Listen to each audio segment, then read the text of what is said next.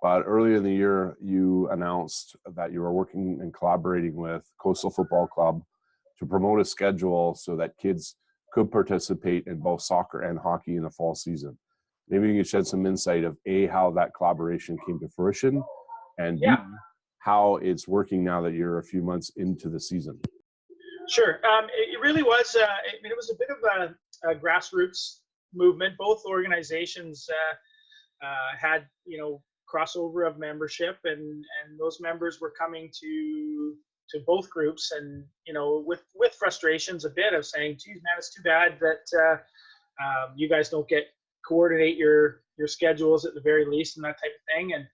And we thought, you know what, there's no reason why we can't look at this. And we both had retention concerns, as we do, of where, how can we keep kids playing longer, that type of thing. And we'd also, each group would get frustration coming to us from our own coaches saying, well, how I usually it started from a negative perspective. Man, I got this kid and he thinks he could be a soccer player as well as a hockey player, and he's breaking our team rule of attending everything 110% because he's going to play soccer or whatever. And we have these conversations. Listen, coach, we want to promote these kids playing different sports because it's going to. We know the research that it's going to make them better in their primary sport, etc. So we were kind of dealing with that quite a bit. So, anyways, we decided, let's give it a shot. Let's get together, and we knew what our 5-year-olds were doing, what our 6-year-olds were doing, what our 7-year-olds were doing. Let's line that up with what they're doing.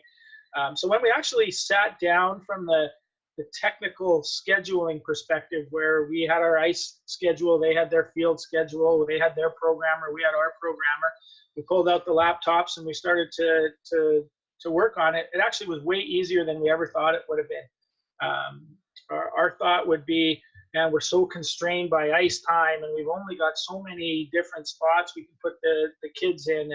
And soccer, it's the same. They've got 4,000 kids in limited field space. This isn't going to work. And in reality, it was quite easy.